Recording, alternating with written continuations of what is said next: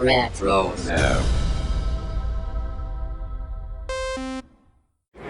Hi, this is Claudia Gray, the author of several Star Wars books, and you are listening to Dennis and Jay on Podcast Stardust. May the Force be with you.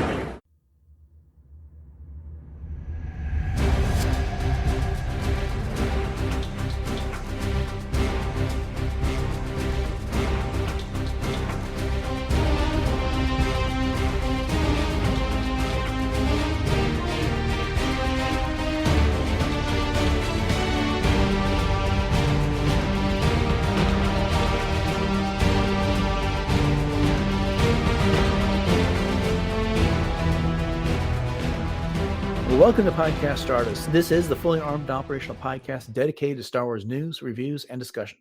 I'm Dennis Keithley. And I'm Jay Krebs. And we have the second half of our Trials of the Jedi discussion on tap for this episode. But before we get into that, Jay will remind everybody where we can be found online. Absolutely, Dennis. We are very easily found on Facebook and Instagram at Podcast Stardust. All right, the digital line, the signal is boosted to maximum output, the shield is down. We are now broadcasting to the galaxy. So this is, again, part 2 of our discussion of Trials of the Jedi, which is the final novel and pretty much the wrap-up of the High Republic era. And it was written by Charles Soule. If you were with us a week ago, we had the first half of our discussion with Greg Cass, who is from Long Take Review Podcast and the Rebel Base Card. You've heard Jen Subchakchoy and Greg McLaughlin on the show, so you know his co-hosts on the show from those episodes quite well. And then he's also found as Ion Cannon on Instagram, and he's got lots of fun Star Wars stuff to say over there.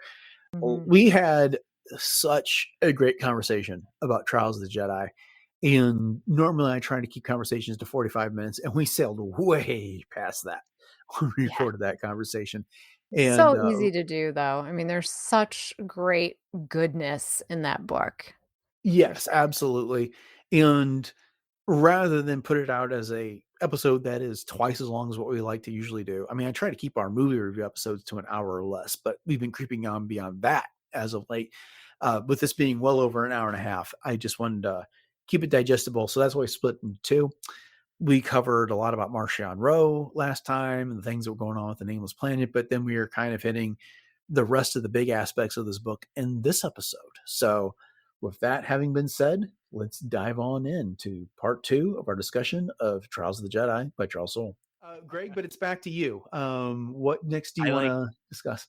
Our form of balance is that you and I forget the things, and Jay has too many notes to find the one quickly. So it's really yin and yang there as well, yin and yang there.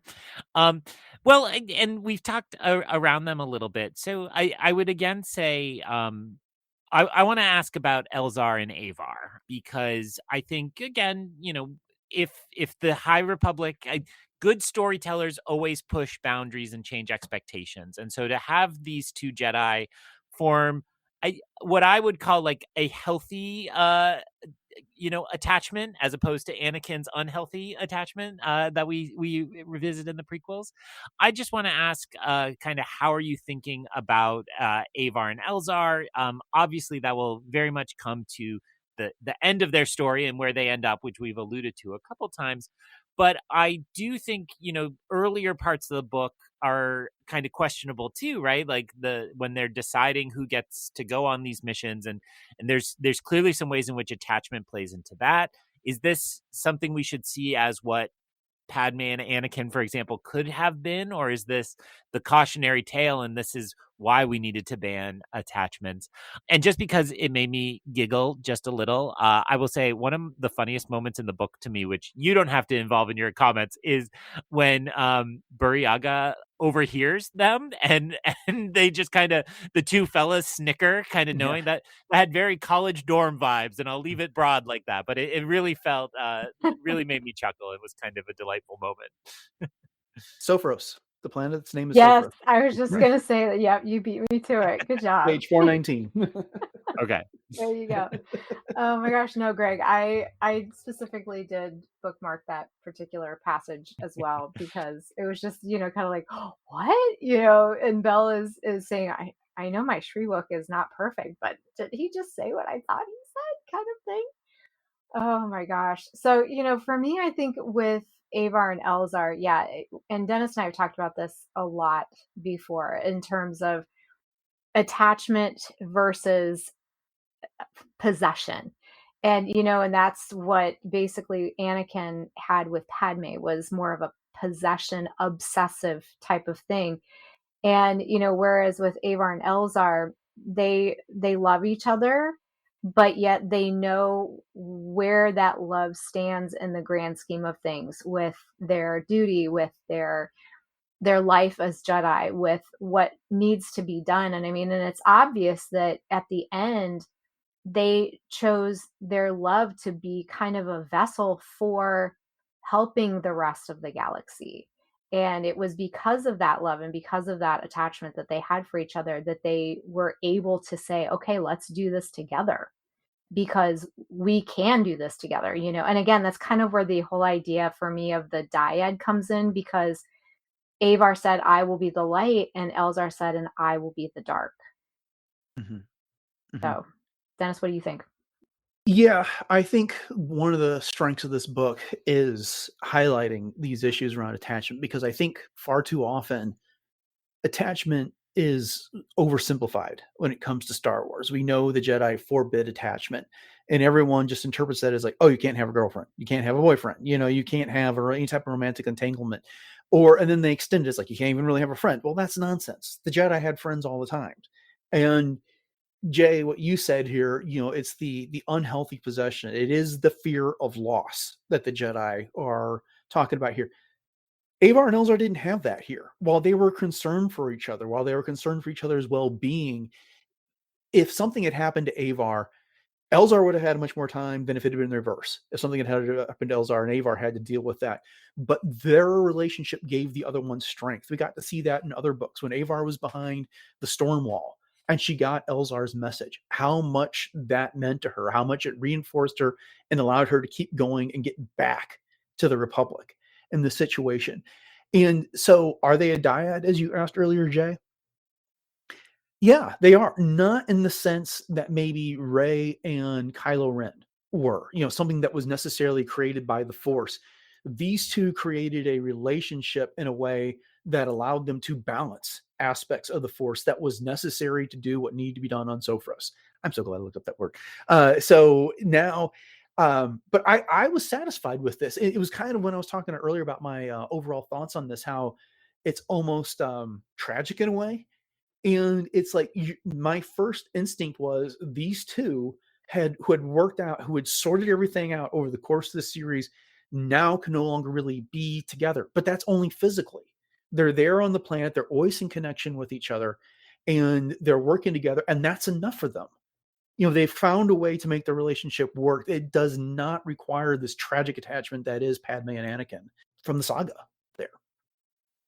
That's what I think about it. Anyone have any I final think thoughts? that's well said. No, it's very well said. Because I know we don't want to overuse the word dyad anyways, because Mhm. I mean it in and of itself, it is considered to be a very uh you know not once in a lifetime kind of thing. It's Mhm. it's not something that you can just throw that term around all willy-nilly. So All right. I think it's well said. Where did we leave off? Was that Greg's question or your question? I think it was mine. So I think it's Okay. over to Jay. Jay, your turn. What next do we want to discuss here? Okay, so I love the idea, talking about Elzar and Avar here. There's a lot of what I'd like to call power couples in this novel, and not from a romantic standpoint, but for example, I absolutely just loved being able to follow the entire saga slash relationship between Porter Engle and Admiral Veiss, and the way that that General. ended up. General Veiss, thank you. And the way that that ended up, because they were both such long-lived species, and there was such a tragedy, obviously, that happened with Porter's sister, and that's where we got the brash vow from. And then now to see that kind of come full circle, and to see that relationship, and again, getting her comeuppance in that. And I just love the way that Porter said at the very end, "If you see my sister, tell her I said hello." It's just it's so him, and just the way that he comes back in as the Blade of Bardata, and just the entrance that he makes. But I just love the dynamic between the two of them, and I just really enjoyed reading that culmination of that entire, relationship, if you will, throughout the time. So there's that one. Some of the others, I would say Burry and Bell are a power couple. I mean, they really, um, their friendship goes so deep, and just the fact that Burry was willing to sacrifice himself for Ember, and of course, Bell was willing to sacrifice himself for Burry and never gave up hope that he was alive and rescued him. So there's that one, but there's a few other ones as well. But I just want to get both of your reactions to those two specifically. So, Greg, what do you think of those two power couples? Well, and I like the expansive definition of power couple, because I do think that's fitting. Um, and gosh, I think when I imagine somebody who hasn't read everything in High Republic, I just wish I could just give them the broad strokes of the Porter Engle, General Veiss story, because that is one that I really didn't expect to feel so satisfying in this conclusion. And Porter Engle really snuck up on me, right? Like I enjoyed him in the first book, to be sure. But when we met so many characters in Light of the Jedi, I kind of forgot about Porter Engle. And then the comic series you alluded to, Jay, the Blade, sorry, the Bardata is the full title, but the title of the comic is just The Blade. It was kind of a tough read at times, only that it was so new and different to me that I wasn't quite sure. Oh, I'm on this planet and there's a conflict, and I didn't really get it.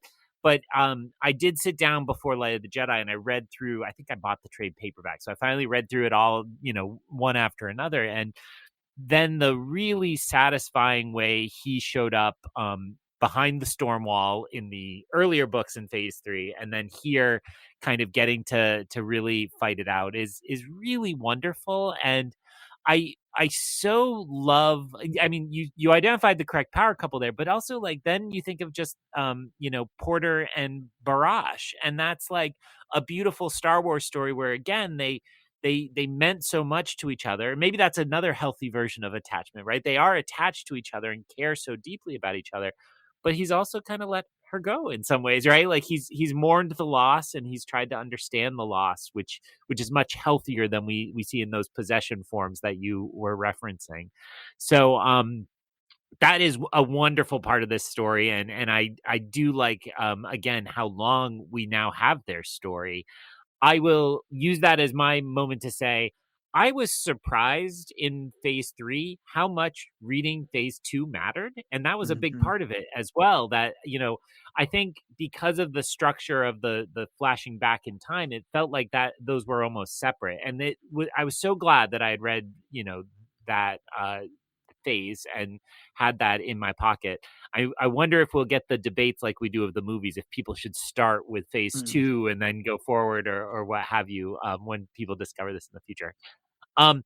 Bell and Burryaga, if I'm completely honest, I've tried so hard to really appreciate the way Burryaga got lost after Starlight and survived underwater in the air pocket cave, eating moss and sending out hairballs. That it's something I struggle with because it's all a little silly, and it's like, really, like months like that, and yet I do completely agree that I loved reading them in this book and their strong connection, the silly moment we mentioned earlier, but also just the way they cared for each other and looked out for each other in the battle. At the end, the kind of final confrontations. Have to add Ember into the mix. I know that messes up the couple dynamic, but in case we don't get back around to it, Bell's bookend involving his dive off the cliff to save Ember in just the way Loden Greatstorm taught him, chef's kiss, just wonderful. And I really enjoyed those stories as well. So I feel like I'm just gushing about everything. I offered a couple quibbles in there, but I do really enjoy how these couples landed. Absolutely. And we could expand too. I mean, you could put so many more in there. I mean, I would even consider Reith and Aslan, in that way. And Well, let's their contain it dynamic because that those they are had. separate points that Yeah. I'm going to bring up in a Right, bit right, right. as No, well. I want you to go ahead and go, Dennis, because I mean, there's so many of those that we could outline. But yes, Yeah. Yeah, I please, want to give please everyone their take just the floor. desserts Yes. when it comes down to it. So, okay, I'm going to address Bell and Burryaga really quick, and solely from the aspect of the relationship. And I love how Wookiees are synonymous with conscience. And we saw, that Chewbacca and Han Solo, Chewbacca and Rey. The Wookiees are quiet. No one understands everything they say, but you know it when it matters. When it comes to a Wookiee, and it can be just a look, it can be a single growl, it can be a mew and stuff like that. And by saying less, Burryaga got through to Bell. Burryaga's, had a duty. It's like he wanted to be there for his friend, but oh yeah, Tarek is injured over there. And so Burryaga found the strength to attend to both of them at that time. And then later when Ember's and going off the cliff, Burryaga jumps after him. And then, I love the little bit in the book where we get the perspective of Ember and, the home friend and the tall friend and, the different packs that she's had in life. That's fantastic. I'm going to bring Bell up again later because I think he's, if it gets around to it, we'll see how long. We're way into this conversation. We got so much more to discuss. But Porter Engle, I loved that portion of this book. And comparatively speaking, he doesn't get that many pages compared to Avar and Elzar, Azlin, Reith, any other the characters here. But he had a story to resolve. And the way he went about everything, he shows up at the Battle of Eriadu and he opens up the canopy and he's throwing his lightsaber around just to taking out ships, single-handedly turning the tide of that battle at one point. Gets aboard Vice's flagship and gets on the comms and tells everyone, yeah, I'm here. You know who I am. I am, I'm Porter Engle. It's best you get out of my way. I'm here for one purpose and one purpose only. Of course, I'm paraphrasing. And then he ends up in that room with General Veiss. She's got her ceremonial armor on. And then he tells her, it's like, I've been wondering why you're still alive. And then he confesses, it's like, because there's some part of me in the back of my mind that knows that if I end you, then there's some possibility that what happened to Barash. And if I end you, then I cut that off. But then he, being the Jedi he is, he makes peace with that. And he does what needs to be done. And he even has that entire subsequent thought process as he's going back to that planet from the comic, I can't even remember the name of the planet, which is where, Barash ended up taking the vow when things went south. And he's going on about how, he's the blade. He's the destroyer that the Jedi need. He is that guy that wears the black hat for the Jedi so that the rest of them don't have to in that regard. And I love how he tells her, it's like, there's only 10,000 Jedi in the galaxy. There's trillions of people in the galaxy. Most people haven't even seen a Jedi. We are the best at what we do. We are the best at wielding lightsabers. So why do you think you're still alive? And the thing is he's not gloating. He is just, he's making her realize all of this is and for as thoughtful as he is, she is thoughtful in her way, but it's so delightfully clueless at times when she's thinking about her memoirs that she's going to write. And the first title she comes with is A Warrior's True Truths. I mean, I was listening to audiobook and the other day when I was reading that, when I was walking my dogs, and I stopped because I was just laughing, all these silly little things that she came up that seemed so profound to her in the moment. And so those two were such a great pair in that way. So great question, Jay. I really like the way that you phrased that one there, because there are these pairings. Even when they were setting up the 9, they were putting together certain people on the team because of how they backed each other up, how they had strengths, how they had relations, how they complemented each other. That was kind of a subtle theme throughout the book. Boy, I wish we would get an animated series of all of this. Yeah. Wouldn't that be amazing? Come on, Dave Filoni, where are you at in all of this? Let's go. All right, I think it's around to me for my question. So let's talk about Azlin Rell in this book here. And of course, we know, again, another character that showed up in the manga first and then was imported into Kevin Scott's comics and then later both the adult and young adult novels in here. So a character that definitely had some of the more humbler beginnings in the storytelling and then got a bigger role here. I found him incredibly interesting, and I haven't really decided what I think about him overall. He's been doing everything. He's fallen to the dark side because he wants to protect the Jedi Order. At least that's what he keeps saying. And he gouged out his eyes because he was afraid. And everything he's been doing is because he's afraid of the Nameless and he wants to find some way to combat them. And then ultimately, when they're there on Sophros, and he's got the Rod of Ages, and he has this opportunity to counteract Marchion's row to the Nameless to kill themselves, and he says live, and he has that inner dialogue where he's talking, and even Reath challenges him on this, that that's kind of pathetic that after all this time you fall into the dark side, you're going to use that power just to wipe out the Nameless, the galaxy is going to fall, when you really have a chance to show your fear who's boss in all this. And then he does. And Azlin says, he gives the counter command live, but he needs the Reath and Ty's help in order to get the whole thing to go through. And then afterwards, it's like once he's made that decision, he's no longer afraid of the Nameless, but he's still on the dark side, and even goes so far to bleed a lightsaber crystal out of all of this. So I've just babbled on about Azlin here, and a complicated character. Greg, I'd love to know what you thought about him over the course of this novel and his history. And again, it's one of those elements where if you read the beginning, it's like you'd never expect such a major force to kind of enter so late in the High Republic in some ways, and you tracked it just now quite nicely that he did appear a few places, but it's like I as a reader didn't expect him to be a major part of this kind of finale, and then he did so. I think I struggled a bit because I really liked him in the Hannibal Lecter mode from the last couple books, where you would go visit his cell and kind of he'd say enigmatic things and tempt Reath primarily and act in those ways. But I do think that one of the Project Luminous kind of prompts was what makes the Jedi afraid. And I absolutely think that inspired so many things along the way, particularly the Nameless, of course, but also the Drengir, right, are pretty terrifying as well. And yet, when those scary things were in the story, so much of it had to be about the Jedi overcoming that, right? Like, yes, we got a lot of the Nameless affecting Jedi, particularly before this book, but we had to eventually overcome those and contain it, and and then the real twist is actually fight for them, right? Not fight against them. But I do think it really helped to have this character be so deeply shaken by them, right?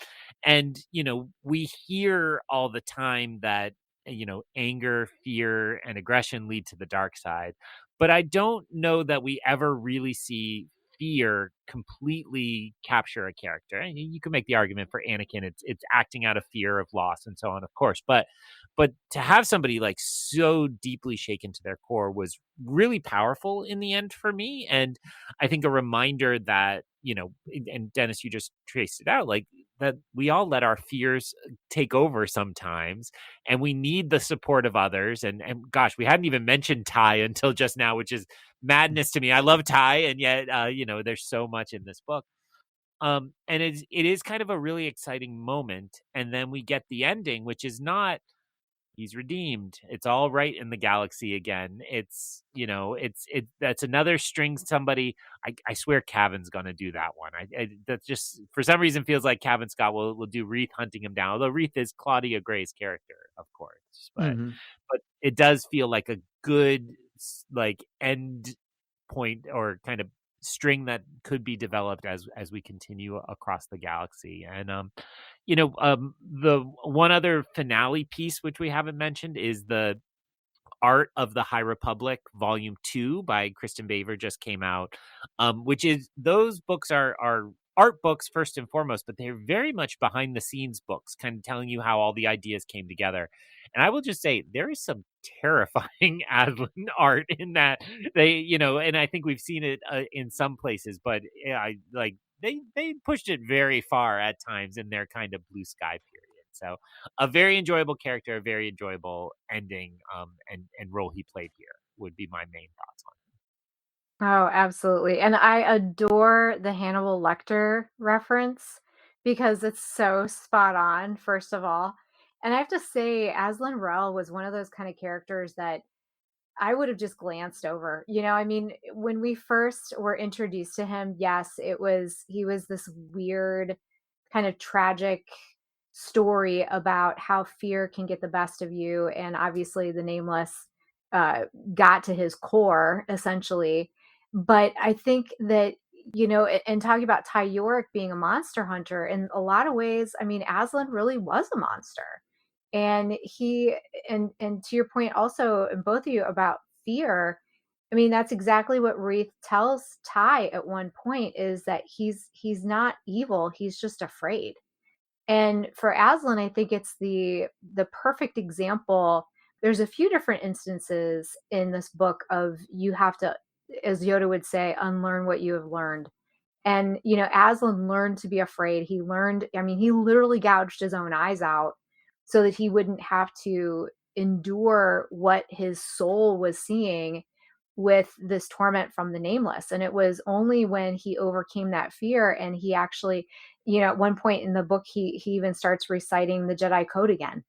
And then he kind of gets sight back, not sight as in, vision per se, but he's able to, it's kind of a fuzzy force vision sort of a thing. So just opening himself back up to that, and once again, kind of unlearning what he has learned.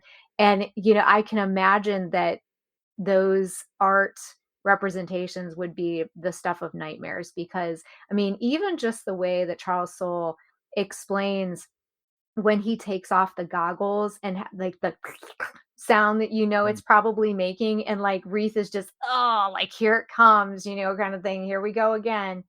and and for Aslan, it's his own self-built prison walls in a lot of ways that he had to break out of, and he had to, embrace. And Reith was one of the ways he was kind of the conduit to a lot of that. And I love, as you said, Dennis, too, like he ended up calling him pathetic. Like, he started just calling him out, like, come on, dude, like, this is enough. You are pathetic. Like, let's just. And Az was like, don't talk to me like I'm a child. And he's like, well, then don't act like one, basically, is what he told him. And I love that about Reith, and that he stood up to him, because here we have this kid that was, this bookworm, and didn't even want to leave the temple. And now look at all the things that he's doing. But, as far as Aslan goes, yeah, wow, what a character arc, for sure. Mm-hmm. Yeah. And my final thoughts on that is just simply that is, he was largely absent in phase 1. And I mean, he was. And then, for him to come up in phase 2 and phase 3 this way and have such an impact, it was really quite a triumph for the High Republic storytelling there. I'm really curious what happens for that character next, because we know Reith is out there looking for him. This is a character, every time we were getting dialogue and Aslan's inner thoughts, and it was always about this fear. He was afraid. And that's why he was, so interested in wiping out the Nameless here. Then the Nameless were gone. He no longer had that fear to power his way through the dark side. And yet he still poured something into that crystal in order to bleed it. We've got so many instances now across Star Wars canon of characters bleeding lights, kyber crystals. And, Darth Vader did one in the comics. And then we've seen in Jedi Survivor, it happened. And we've seen a number of places there, and they're always pouring some sort of hate, something in there. And so I'm just wondering what that was at the end for Aslan, that he poured into that crystal, and he did it so effortlessly compared to the likes of Anakin. I mean, that crystal nearly beat him when it happened. Kirkin Falah, who was a prominent character here in the High Republic, that was his lightsaber crystal that happened too. So anyway, just some other thoughts. Let's go around again. I think we've hit most of the big points of this, but there are a few other topics. Greg, do you have something else that you wanted to bring up? Yeah, although you have me just daydreaming about the scene in the Acolyte with the essentially the bleeding of the crystal, right? Yeah, And so I'm just like, man, that was so unexpected and so cool to kind of see it like that. But I'll put my daydreams aside. So I think in terms of strands we haven't talked about, there were some kind of I tease my co-host Jen, who's Subchakchai, who's been on this show on Long Take Review, because we refer to like people who see a normal amount of movies on our film review podcast as normies, right? And amongst all these like larger than life heroes, we do have a few normies in the mix who aren't Jedi and aren't evil, or Nihil and so on. And so I want to kind of throw out there, I want to hear your two opinions. Among those would be the Colman family, right? That are kind of the beginning, and their chapters are always labeled as interludes, where we get a kind of update on what's happening with this family. And then I would also put in Pika and Joss, right? Who I very much enjoyed particularly their plot line, and it struck me that like they were there in Light of the Jedi, and they got some of their own short stories in Star Wars Insider, another very rare piece of the High Republic project. And it's kind of impressive how much of these characters we've experienced. So I want to ask, did you like when we visited kind of either of those plot lines, or because my personal reaction was like, I found myself when we got particularly to the family, I was like, oh, these people again. And yet, like, I understand, I think, why maybe they're there, but I was like, oh, maybe I could just flip a few pages and get back to the Jedi or the bigger event. So how'd you feel about the normies in the mix? Well, for me, I guess the Coleman family, I hate to call them placeholders, but it did allow us time to sort of take stock and breathe a little bit and go back to, as you said, the normies. I like that term. And, just seeing how this was affecting people around the galaxy. And we're obviously just focusing on one family here, but their story is kind of representative of what was going on a much larger scale all over the galaxy. Here were these families that may have gotten separated, and they were facing, struggles of their own, either through physical disability or just the fact that, they had to struggle to make ends meet, or, whatever the case may be. And so we got this, sort of down to earth perspective of what the everyday Joe was going through, if you will, with the blight and trying to survive. So do I think that that particular storyline was absolutely necessary? I mean, I definitely could have done without it, but I mean, did I oppose it? No, definitely not. Now, Josh and Pika, I love them. I just think that their story is so endearing, because their relationship is, not quite on the same level as like a Han and Leia, where they're giving it to each other, back and forth all the time. But, Pika definitely is, she's a self-rescuing princess, if you want to call her that. She can hold her own, kind of a thing. But I also like the way that they tied it in with Eriadu, and the fact that these Eriaduans, if that's how you pronounce it, they are tough cookies, and they're not going to take things without putting up a fight. And I just think, again, with the whole Tarkin, backstory and the generational, kind of thing that was worked into that too. But again, the fact that Pika was pregnant and they were trying to get this baby delivered without having to worry about too much of what was going on in the galaxy, and then they get thrown right into the mix of things. So their story, I did like revisiting, and I like the way that it was tied in. But the Colemans, I could have taken it or left it, honestly, either way. But Dennis, how do you feel? I like the Colmans, and here's why. It's, the book starts with them, and then they start off each section of the book, what's going on with their travesties and their travails as they deal with the blight on their homeworld, Stavera. But it was one of the first points I put in my note, actually, was about them. And the reason why is because they ground all of this. We're not Jedi. We're not admirals in the Republic Defense Coalition. We are, they give us a perspective of what's happening to their world. There's no Jedi there to save them at that time. And so they are trying to pack up and get out. And so you've got Raiden, the father, who's trying to get his family out the door. Don't bring everything you own. We don't have time for that. We got to get down the street. And then he gets infected and he's still trying to save his family, but not expose them to any more danger from the blight. And then you got Kalina, the mother of all this, who's bound to a hover chair of all this because she's got a disability of sorts. And then you got Davitt and Shauna, who get separated from some point, and they, at this point, are thinking they have to fend for themselves. Buildings are falling down around them. The street is falling underneath of them. They bring the terror of the blight and make it concrete. They make it real under this. Yes, it's not the heroic space opera that we get with the Jedi and with everything else that's going on, but I did like getting their perspective.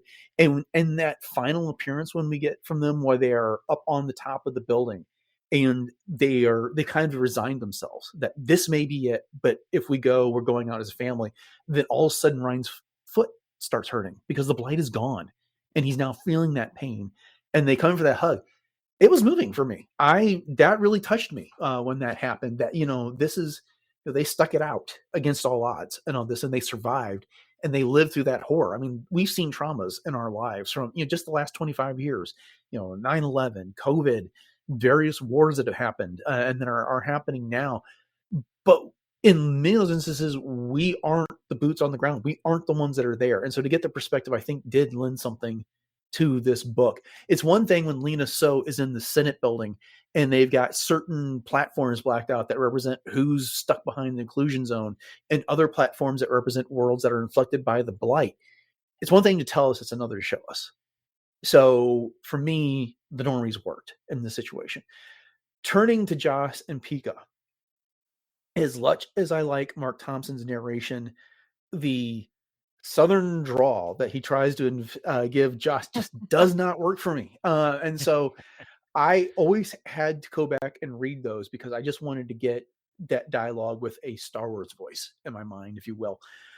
That aside, I really liked them too. And I do kind of like how they were the B-list actors throughout the entire High Republic, popping in here and there. We got to see them interact with the crew of the vessel at times. We got to see them in the short stories from the Insider. And beyond them, the real perspective we had on the Battle of Eriadu was Admiral Carnara, I believe his name was. And so, yeah, he's an admiral, but he's not a Jedi. He's not one of the Nile, or whatever. In a way, he's a hyper normie, if you will. But they are perspectives. They're again boots on the ground type people. Josh inadvertently kicks the whole thing off on Eriadu when he's talking to his bartender about, I got a 8-month pregnant wife at home, and I'm clomping around too much, keeping her up, so she sent me out to get a drink. But now that I'm here, I can't help but notice you Uriadans are pretty tough, but yet you just let these Nile hang out. And he totally pushes the bartender into doing something about all of this and kicks everything off. I loved it. I love those two.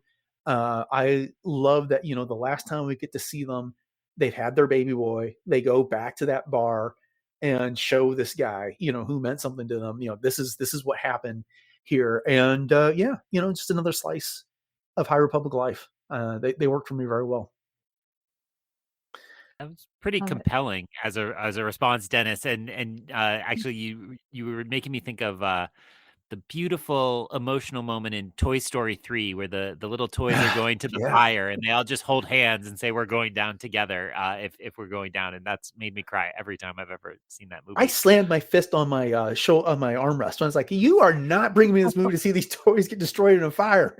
I was so upset during that happened, especially since my kids were little. Anyways. Yeah. But I do just want to completely agree on I wanted to bring up Pika and Joss because it's really stirring. I also am pretty sure I got kicked out of the house much in the same fashion when my wife was pregnant because I clomp around as the case may be. But it reminded me a lot too of Cassian. I believe in Jeddah says like this whole city's about to blow, and we don't really see that happen. We see the destruction, obviously, but like the city doesn't get a chance to kind of bubble up in this way. And I think that exact mood was there in Eriadu, and I did love that it was, a very deliberate choice to be like, no, I think we have reached our limit and let's go. Who better than a bartender to sense when someone's reached their limit and time to start. And I just love the way he like filled up the mugs and brought them over to them out right before he pulled out a blaster and shot them. I mean, totally cold. Yeah. But it worked. It worked. That's good stuff. Jay, your turn. Well, I just want to expand again on the idea of unlearning what you've learned, because Avar had to do that with her song in the Force when they got to Sophoros. See, we can say that now. Mm. And because she couldn't sense anything, and she realized that the absence of the song was the opposite of the light side, it was the dark side speaking. And so just being able to balance that. And then again with Azlin, but also just with the nameless in general. I mean, we were basically told from the very beginning, and rightfully so in the storytelling, that these were evil creatures, that they were just ruthless, and here it's because they were being forced to be, and that wasn't their true nature. And so we get to unlearn that in the end, and that they were just trying to exist, and here comes along Markion Rowe, in that way too.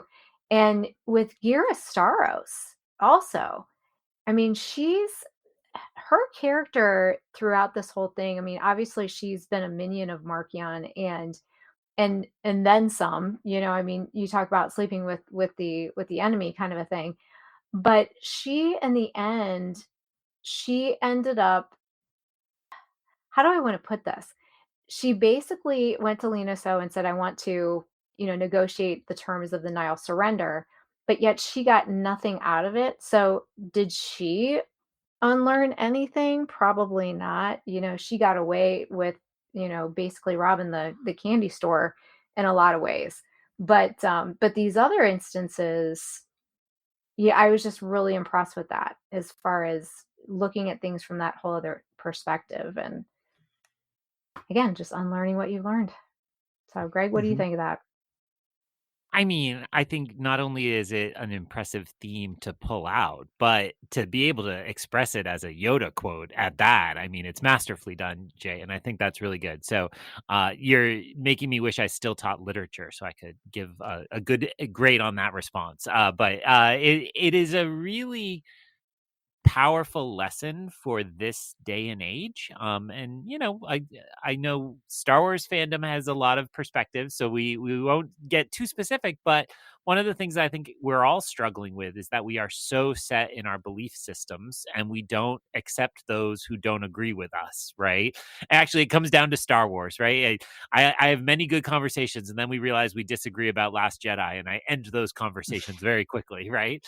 So, I do think that reminding us in the realm of Star Wars that our initial impressions are our assumptions, right? And we've talked about so many characters that your initial impression would dismiss, right? And Azlin probably first and foremost in this batch of characters, and yet how all of these characters have to kind of go internal in as they go into the mysterious planet.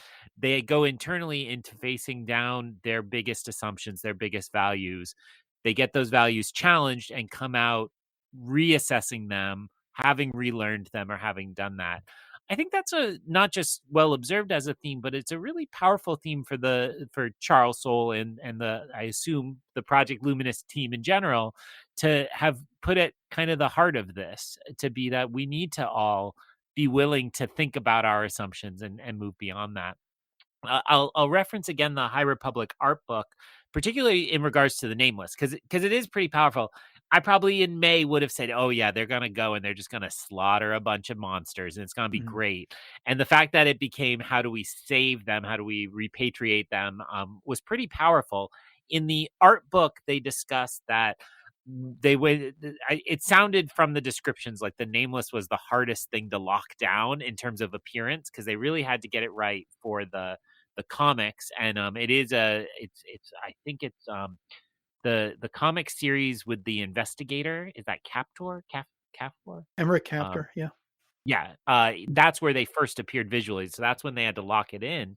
Mhm. And really what they eventually went with that got us to the final design is they used the model of starving animals, right? And I don't want to diminish a very serious issue when you see abused or starving animals, but it is a way to remind us that sometimes what is evil is just misunderstood, or it comes from suffering.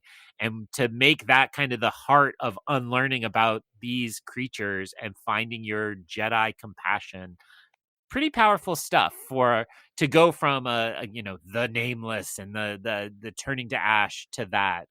It's impressively done. So I think I can't promise a full High Republic reread, but I think you've inspired me that as I go through this, I want to kind of take that phrase and look more and more, because I do think that's a key unlocking of this. Awesome. Mm-hmm. Dennis? Yeah. So one of the I was paying particular attention to Avar when I was finishing up the reread today, and the notion that I love her view of the Force, which is the song of the Force, and how she couldn't hear it when she was there, and then she theorized that you have frequencies and you have counter frequencies, and when they interact, you get silence. And then so she steps out of that area with the Shri Karai, and then she's in the dark, and then she has to lean into Elzar's experience with that in order to hear it. And then she hears it, and she hears all those fantastic things. Fantastic. That's not what I want to call it. There's all those fantastic observations, I should say, that she has about the dark side, about it's this, path of loneliness as compared to the light, whereas their togetherness, and there's the discordance in the dark, but it's still its own song. It is there. It's just it's a counter song to the light. Worked out really well for me. I like that a lot. And yes, unlearning what you have learned is a fantastic way of looking about it. Ghirra Starros, who I was going to bring up for my final point, but since you included her in the question, I'm going to spend most of my time here talking about her. I was so angry that she got away with it. And that doesn't make me dislike the book.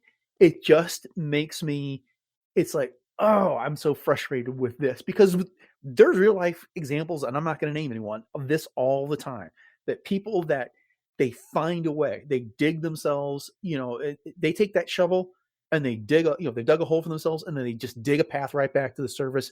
And that is Ghirra Starros on this. I think she was a little foolhardy to ever believe that she was ever going to turn the Nile into a respectable state, that she was going to convince Marchion that we can impose order, we can impose rules, and we can make a real state out of the Nile that's in here. And these people were marauders. They were joining up because they didn't have direction. They could go in, they could be themselves, and they were causing chaos over the place. They did make mention at the end of this book that there were some worlds that that were reluctant to come back to the public because the Nile had shown them a different way of doing stuff. And so there's that. But just this notion that Ghirra's got blood on her hands. She enabled Marchion in all of this, and yet she was able to play the card that I'm a victim in all of this. I was misled. And this, that, and the other, despite the fact she was the one showing up on Coruscant, trying to negotiate Lena. So instead of just staying there, she went back to Marchion. I mean, so she's good at what she does. And I want another story where she gets brought down. And the end where she'd hired a private investigator to look for her daughter, Avon Starros. And then the investigator was supposed to deliver this heartfelt apology. And she was so desperate to repair that relationship with her daughter. But then the report that came back to her was that Avon was deceased. And in that moment, she was like, I won nothing. And so in a way, I guess she did get her comeuppance on all this, because that is, was unsaid in so many ways. She was disappointed with that Avon was not willing to look at things from her point of view. But at the end, she realizes that Avon's right. And when she tries to deliver that apology, Avon's not there to receive it. And so it's like, I did all this. I got nothing out of what I was doing. And my redemption amounts to nothing, because the one person that it matters for the most isn't there to receive it. So that's my take on Ghirra. Wow, we are nearly at an hour and a half on this recording. So I'm going to wrap up my one last question. It may be kind of a lightning round of this. Thinking of the stories, Greg, you made mention of this earlier in the discussion. There are some jumping off points for here that we could get more stories with these characters set in this era. If you were to pick one, which one would you want to see the most? And try to stick to one. Jay, I know you've probably got 3 in mind, but Greg, which one would you most? And we can all say the same thing. It doesn't matter. But what would you like to learn about the most next? I mean, I'm picturing the question as I have rubbed the magic lamp, and I get to do that. I am going to pick one, but I am going to cheat just a little and say I do think there's more hope that we learn more about Nubs, Kai, and Liss. And if I'm being a good dad, that's the one I'd have to make my wish for, because the High Republic children's show is a hit in my house. My daughter calls him Nubsy Bubsy. I don't know why she came up with that, but Nubsy Bubsy, I share with fandom if you want to name him that. Gosh, the one I think I would have to choose, and she didn't feature prominently in this book, is Keeve. I really loved Keeve. I think I already loved Keeve, and I know we get hints in Dooku Jedi Lost of kind of where some of her story is, and we get broad strokes. But I think I loved Keeve from the beginning, and because she was the focused character of so many of the comics, I felt very close to her at times. And then Cavan explains that Christina Ariel, host of the High Republic show, is the inspiration for her. And I love all the positivity she brings to fandom. So I think, I loved so many characters on the list. We already mentioned Porter. We already mentioned Avar. But to me, Keeve is the one that I think I'm going to mourn my time with the most, right? I valued all the time. And that's the character I'll miss a lot, though I could nominate many, many more. Boy, Jay, you got called out. So I hope my cheating questions. I hope my cheating helped open space for you. Well, I love would you say Nubsy Ubsy? Because didn't Ty call Burryaga Buggy Uggy at one point yes. in the novel? Oh, yeah, that cracked me up. If I had to pick, I think one of mine that's definitely towards the top is Lorna D. And I absolutely cherish the stories that we got with her. I mean, the Tempest Runner, the audio dramas, just were fantastic.